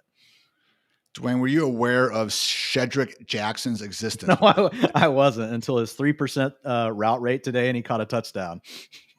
I was not aware of his existence. And dude, I am trolling like the transaction stuff, like to update all the projections for you guys. And no, I somehow missed that one. I did not have him projected for anything. That's why I'm not even embarrassed to be like, I didn't know who this person was, because I am like very confident. I hope you guys are too. Like, we work hard. I like to think I have a very good idea, but you see Shedrick freaking Jackson score a touchdown. It's like, wow, it was a nice touchdown. All right. I've done a lot of slander at Kenny Pickett today and over the years. That was a laser down the middle. That was a very nice throw. Good so, throw. Hey, wearing gloves helps that happen, and so be it. Seems like there was some wide receiver rotation going on, Dwayne. Do you care enough to talk about it? Well, I'll just say Jack Besh, you have to pay attention to it because he's a rookie that they spent draft capital on. He had an 84% route participation rate today, 11 fantasy points. So Trey Tucker was still the wide receiver 1 from a routes perspective. Lockett was the wide receiver 3. Thornton Jr. did not play today. He was injured this week. We also did not have Michael Mayer, right? So they might not have used their 12 personnel quite as much. So there's some variables there, but we have seen Besh under Olsen play a larger role these last 2 games. Saw my namesake Ian Thomas out there making some things happen early, but yeah, get better soon. Michael Mayer. Moving on, NFC West action. The Rams beat down the Cardinals 45-17, covering with ease as 9.5-point faves. The over cash at 49. This Rams offense is scary good when they are firing on all cylinders. Dwayne, shout out to rbsdon'tmatter.com, rbsdm.com. It's a very free resource, I believe, run by the great Ben Baldwin. You guys can see EPA and success rate and cool stats like that. Again, very much free. Only 2 teams in the last 5 years have been first in terms of success rate passing and rushing in the same season. The 2023 49ers, 4th down stop on Patrick Mahomes away from winning the Super Bowl, and the 2025 Rams, Dwayne. Whether it's Devontae inside the 10-yard line, whether it's Puka Nacua doing Puka Nacua things, bonkers today, guys, 167 yards and 2 touchdowns, or Blake Corum and Kyron Williams just gashing defenses. I mean, Rams, man, class of the NFC, if not the NFL. Yeah, I mean, we got a Ronnie Rivers appearance. This thing was so far out of hand. Like, he played 11 snaps in the 4th quarter. That tells you like how much they think about Kyron and Corum. They see them as both part of their backfield moving forward. Kyron still had the edge today, guys, so don't freak out. 52% of the snaps, but that's the new reality, man. The guy's 55% of the snaps, getting 50% of the rushing attempts. And then we have Corum coming in, getting, I would say Kyron's closer to 60% most games, only 39% today, but it was due to the blowout conditions late in the game. Corum, man, went off for 26.1, had a couple of nice long runs in this one. Man, I have to say, in one of my FFPC leagues, guys, I know you don't want to hear about our leagues, but we do play in leagues and we do have money on the line. I had CMC on a bye, and this is for the championship game. He gave me 26.1. So I was very happy. Like, I just had to throw Corum in the lineup. Got pretty lucky on that one. Hey, man, we create our own luck out there, Dwayne, as probably some smart dude said once upon a time. But again, would it be cooler if we had Kyron getting 25 carries, going for 200 yards and 3 touchdowns? Of course. Still the RB11 on the season in PPR points per game. Still someone we're going to want in lineups ahead of next week's matchup against the Lions. Because again, in this offense, if you get 15 to 18 touches instead of 25, still a good chance you're going to find your way into the end zone at least once. Devontae Adams, unfortunately, did not today. It wasn't for lack of trying, though. Stafford tried to find him on back-to-back plays inside the 10-yard line, caught one just out of bounds, and then a rare miss from Stafford when Adams was open. And then later in the game, man, looked like he was actually going to get a long one, 48-yard variety, got held on his way downfield, which I think probably led to some of the miscommunication. Also had a chance at the catch, couldn't quite come down with this. So again, 29 scoreless yards. I know that hurts in a must-win game for fantasy managers, but probably don't need me to tell you not to lose faith, but please, for the love of God, do not lose faith. Another touchdown for Colby Parkinson, Dwayne. Anything breaking free in this tight end rotation? Yeah, so we've at least got one more game without Tyler Higbee, and we did see Parkinson move into something closer to a full-time role. 71% route participation rate for There we Colby go. Parkinson today, 16% target share, so 5 targets on the day. He had 1 end zone target, and Adams had 2 end zone targets. Puka, man, doing damage downfield today. 146 air yards for Puka. We don't see that all the time. 13.3 average depth of target, including a very sweet catch that he caught about the 3-yard line, plucked it with his hands, and just basically backed his way into the end zone. So Puka, 35.7 fantasy points in a big matchup for you guys today trying to win. That dude, I mean, he does everything incredible. Like, but if I had to just say one thing, like his ability to catch the ball and just immediately transition to a runner, man, like I just don't see that among other wide receivers. But yeah, going out there and just making ridiculous contested catches. Puka Nacua, absolute capital B baller. Over with the Cardinals, Michael Wilson, Dwain, can't stop, won't stop, putting up asinine numbers. He's had 3 games now without Marvin Harrison Jr. If it holds, man, he's going to have 2 wide receiver 1 finishes overall, and then also a wide receiver 9 mark. So 142 yards and 2 touchdowns. Now, there were really no other wide receivers to speak of. Jalen Brooks and Trent Sherfield were out there. But, you know, Dwayne, we don't see this happening with other wide receivers. So I'm thinking Michael Wilson is probably just pretty freaking good at this point. Yeah. In 3 games without Marvin Harrison Jr., 30.8 fantasy points per game, 35% target share, 16.3 targets per game. That is absolutely insane, guys. 195 air yards per game. So, I mean, yeah, Michael Wilson just shredding it. 37.2 PPR points today with another 16 targets. It's interesting to me how Jacoby Brissett, who again got 271 yards and 2 touchdowns, just the whole like, oh, look how much better he is than Kyler. It's funny to me that he is 1-7. Wins are not a QB stat. I get it. Just again, we don't even have the conversation. But hey, he's getting there. Dwayne, 4th quarter points count the same in fantasy as they do in the 1st quarter. So it is what it is. That said, we're really going to be tested now. The Cardinals are at the Texans next week. We don't know if Marv's going to be back. Are you willing against the Houston Texans, freaking piranhas, to still rank Jacoby Brissett as a QB1? Probably not. He'll probably be a high-end QB2. We saw what they did to Mahomes tonight. Like, they put the clamps on Rashee Rice and on Travis Kelce, took away their 2 best options.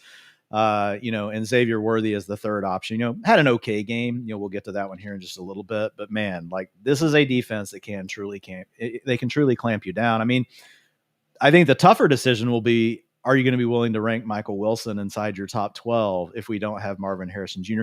This offense clearly has a design way they're running the offense, Ian, for the wide receiver 1, right? And the routes and the route concepts they're getting, and they're giving them to Marv when he's back. But if we don't have Marv next week, can you get Michael Wilson in your top 12 against the Houston Texans? I want to. I do too. I do. Dude, 16.3 targets per game. Like, and they're still going to have to target him, right? Like, the catch rate might be 40%, but like, still, that's going to be more receptions than a lot of other wide receivers in good matchups. It's like Jamar Chase volume. Oh yeah. It's better. Yeah, it's insane. It's insane. So we'll figure it out. Obviously, Trey McBride. JSheet 83 in the chat says no. He says no on Michael Wilson. He's not going to be outside my top 20. I couldn't rank him lower than that. Yeah. So he should probably still be starting.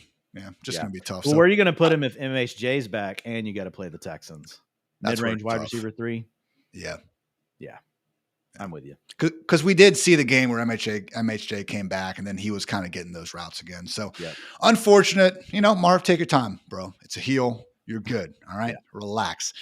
Trey McBride, 58 scoreless yards. I will say he was open for a 16-yard touchdown late. Coverage defender fell down. Jacoby unfortunately missed him. So probably that won't make you feel any better, but just, rest assured Trey McBride remains very, very good at football. Week 17 matchup against the Bengals, ladies and mostly gentlemen. Trey McBride is going to be putting up JSN Rose Bowl numbers in that one. So otherwise, Dwayne, this backfield still without Trey Benson. No Amari DiMercado as well. I thought I saw something during this week saying Amari was going to be back. Maybe it's just that he's going to be close to being back, but they have to activate Benson very soon, if at all. And honestly, man, at this point, and then also just given kind of the report from Schefter, which was a lot of nothing, but just trying to read between the lines, the per sources, I don't think Benson's coming back.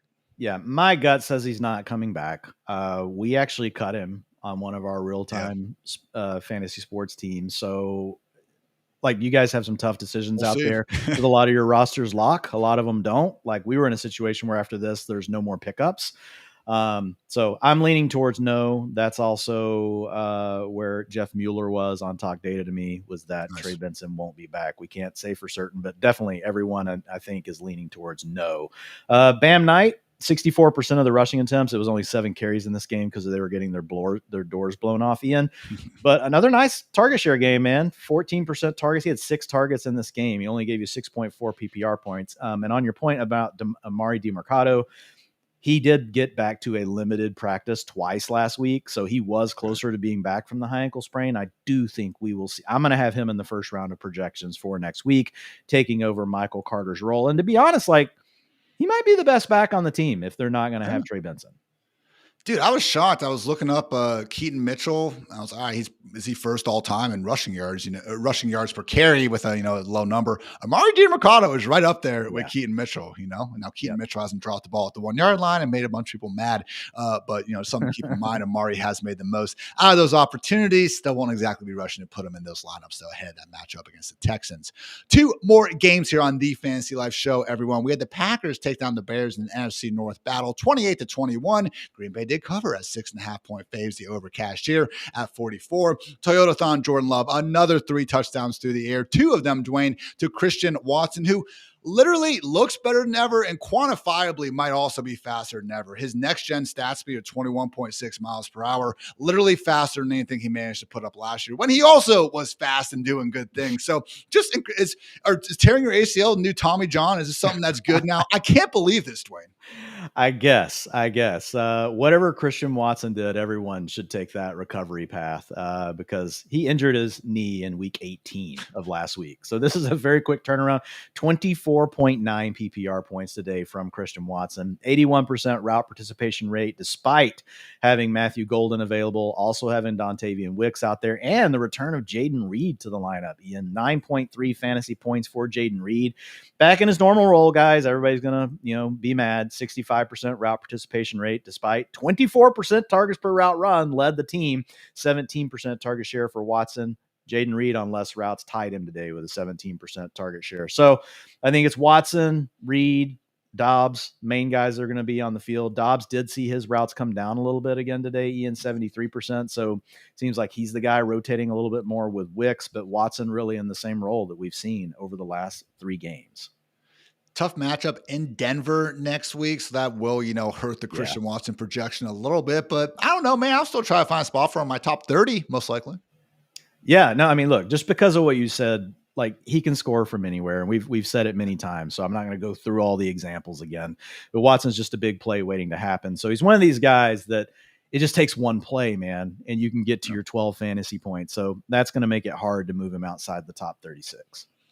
Again, 2 scores to Watson, 1 score to Bo Melton, 45-yarder. Of course, when you got all your wide receivers healthy, again, you got to make sure Bo Melton isn't feeling left out. But the real star at the end of the game was Mr. Josh Jacobs, 86 yards and a touchdown on the ground, 21-yard beast mode run on like 3rd and short, where I just have no idea still how he managed to get through those 4 Chicago Bears would-be tacklers, but he did. Remains very good at football, punched in the game-winning score a few short plays afterwards. So good stuff from Jacobs and the Packers. Again, they'll be facing off against the Broncos next week. Meanwhile, for the Bears, rough start for this passing game and offense as a whole. I think Caleb Williams started like 0 for 6. But, man, the second half, Dwain, actually was starting to hit on some of those throws. He can get away from any would-be sack, in the league. But it just seems like he does this Houdini stuff in the pocket. And running so fast, has so many RPMs on his arm, man. He just hasn't made a lot of the throws after he does start to scramble actually work out. But hit a couple, man. The teardrop to Cole Kmet was awesome. And, again, just kept them in that game to the point where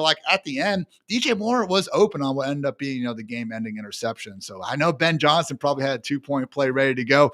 It sucks, Bears. I know you guys never want to lose to the evil empire that is the Packers, but, I would be more confident than ever that you got your guy in Caleb Williams, and, maybe you'll get him back here in your second crack here in a few weeks. So I will say, Dwain, obviously the big fantasy note was the absence of Rome Odunze, one that could unfortunately be of the multi-week variety. Who did we see step up in his absence? It was Zacchaeus playing his role with 85% of the routes. He scored 8.7 fantasy points. We did see a slight uptick for Luther Burden. He got to a 69% route participation rate. Nice. But still the wide receiver 3. He did lead the way for the wide receivers with 11 fantasy points today. 21% target share, had 6 targets, 60 air yards. He also had a rushing attempt that he threw in look, he took it a little bit deep, honestly. Like there was a lane there. He ended up cutting it back up, getting a little bit of positive yardage there.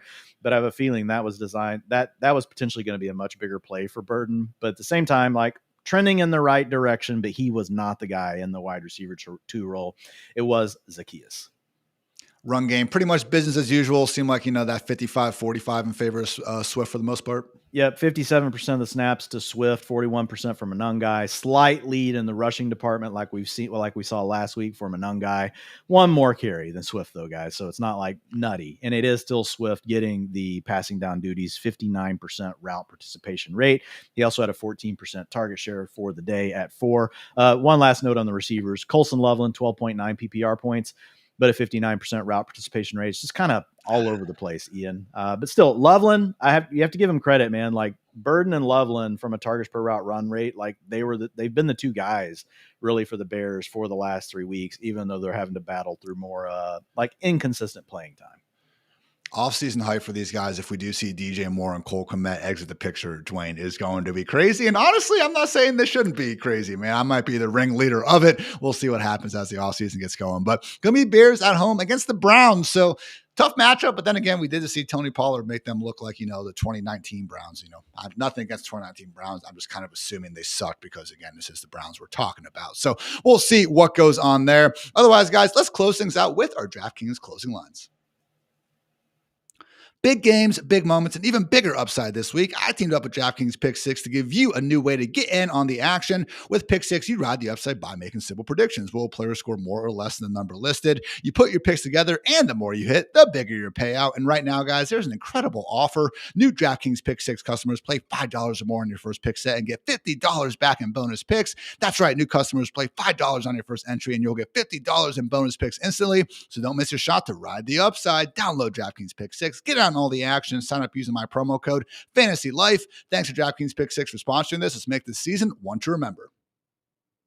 Sunday night football, we had the Houston Texans take down the Kansas City Chiefs 20-10. Obviously, Texans won outright as 3.5-point dogs. The under did cash at 41.5. So with the Houston Texans, obviously a very nice game from Nico Collins, caught 4 of 8 targets for 121 yards. Probably could have had a touchdown on there, had a 53-yarder over Trent McDuffie. That Stroud laid out there enough for him to catch it, but a little bit more downfield probably would have been, hitting a celly in the end zone. But still pretty good there. Christian Kirk could have had a touchdown late, but let's face it, Dwayne, behind Nico Collins, it just seems like they're really rotating 4 guys. Jaden Higgins continues to make a couple nice plays a week, but it's really Nico and everyone else in this passing game. Yeah, it's Nico, and then it's Schultz at an 89% route participation rate, 5.2 PPR points. I'm sorry I have to bring up Schultz's name, Ian. But he had a touchdown nullified. He's been playing well. He did. Yep. So those are the 2 main guys that are on the field. Jaden Higgins is the only other guy, like if you're in a deeper league, that you're starting in this passing attack. Woody Marks continuing to ride that volume, maybe not all that efficiently, but volume nonetheless. 26 carries for 68 scoreless yards on the ground. Did chip in a receiving touchdown where it seemed like the Chiefs just kind of forgot he existed. So got a little bit banged up late. I believe he did come back into the game. Dario Gumbawale vultured a goal line touchdown in the meantime. Of course, we have not brought up Nick Chubb because he had a rib injury. So, Dwayne, next week, Texans against the Cardinals. I don't think losing Nick Chubb is going to cause us to put a ton of more volume and hope on to Woody Marks, but that is a good matchup there against the Cardinals, and it could be enough, man. The closer start-sit decision, I go with Marks. Yeah, he's going to get more. We're going to project him for more. He had 89% of the snaps tonight. Chubb got hurt early in the game. He only had 9% of the snaps, 15.6 PPR points from Woody Marks, and maybe he scores. If he doesn't get his bell rung or whatever happened to him. He got drilled on that one play. But the next play, Dario Gumbawale comes in and scores the rushing touchdown. So it might have been, a 21-22 fantasy point night from Woody Marks. 15.6 though, you will still take it. So I think even with the matchup, if we don't have Nick Chubb, we'll probably still have him low end running back 2, just because the efficiency has been absolutely terrible. And we know that the Texans offensive line can make pretty much any defensive line looked pretty good. Even that secondary, man. Obviously, Derek Stingley's the big name, but man, Jalen Petrie, that interception, and then also him just, freaking sending Rashee Rice to the moon on that hit. Absolutely awesome stuff there in Houston. Over for the Chiefs. Statistically, one of the worst games in Mahomes' career. I saw Underdog Fantasy send out like his passer rating, and I believe it was his worst. 160 yards, no touchdowns, and 3 interceptions. And I'm not trying to do the thing where I just defend him because he's Patrick Mahomes, but, Tyquan Thornton had a 48-yard touchdown, hit him in the hands. He dropped it. His last interception, it was in Travis Kelce's hands. He dropped that, still had his usual, amazing array of scrambles out there. Just, when you're playing with so many backup linemen, there's probably only so much you can do, but whatever. Houston, Texas defense is amazing. Mahomes and company weren't good enough. It is what it is, Dwayne, for a Kansas City Chiefs team that now is maybe inexplicably not even going to make the playoffs. Reminder, Mahomes has done nothing but make the AFC Championship every freaking year he's been in the league. It's wild, man. Yeah, man.